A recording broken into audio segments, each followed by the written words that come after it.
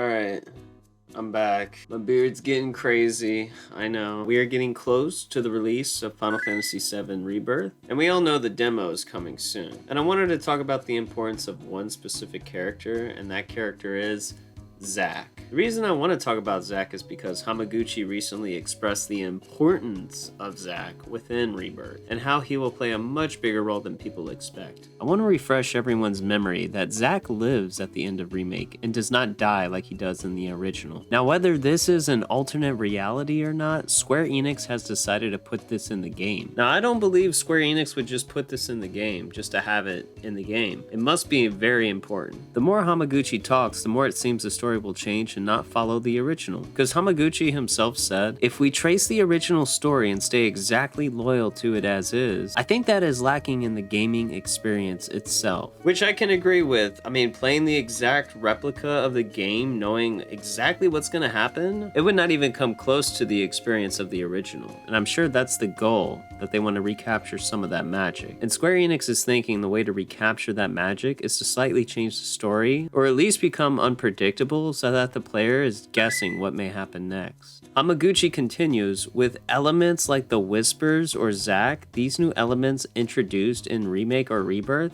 this really gives the player the feeling that based on these, perhaps the ending is going to be different from what we know from the original, and have that sort of wonder and anticipation building. The mystery building is something we truly want players to feel in Rebirth. So I mean, that just confirms exactly what I was thinking, that they want Rebirth to have some twists and turns that we are just not aware of. And that we won't be just playing this and judging it on nostalgia or any previous memories. This could be a good thing or a bad thing. The reason it could be bad is if they water down the story. I feel like with Remake just being Midgar, it was completely watered down. I was so ready to get out of Midgar, and by the time we leave, the game is over. Now Rebirth is covering the entire world map except Wutai, and they should be able to get the pacing right as we travel from one town to another. However, what I hope they don't do is F up the story. I love the original for its simple plot, and I hope Nomura doesn't do what he did to Kingdom Hearts. Because what I'm hoping for, I don't want additional side plots, I don't want more questions, I want answers. And I think we can all agree we want answers. Because trust me, I don't want Rebirth ending with me having more questions when I already had a shit ton of questions to begin with that I want answers for. And it's time for some answers. We want to know if Zack is really alive in the same world, or will he cross paths with everyone else? Will Aerith ever reveal what she really knows? And what does Sephiroth even mean here? What is Sephiroth scheming? We all want answers, and one thing Rebirth needs to provide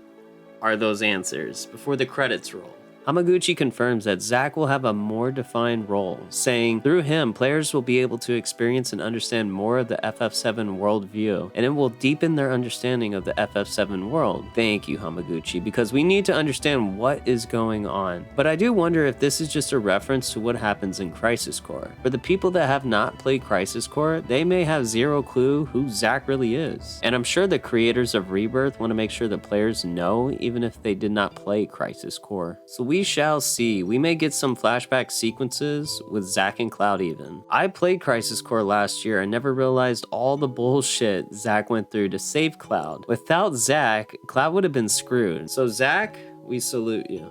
Definitely took one for the team. I also want to mention that Hamaguchi brings up the Whisperers, or the Arbiters of Fate, which I don't like hearing. I was hoping the plot ghost died in Remake and now Destiny is not set in stone, but Hamaguchi makes it sound like they play a part in Rebirth.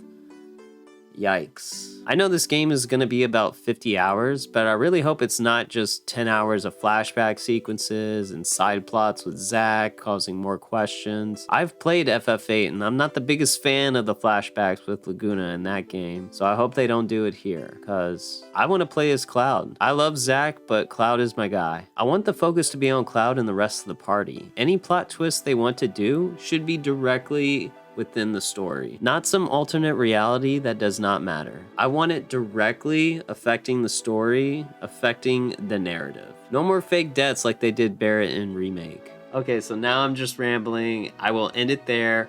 Still no word on the demo. Square Enix is remaining silent, but I still have a feeling that will happen soon. Also, I had to set up my old camera. The new camera I got fucking sucked. Thank you for watching. I'll see you guys in the next video. Peace.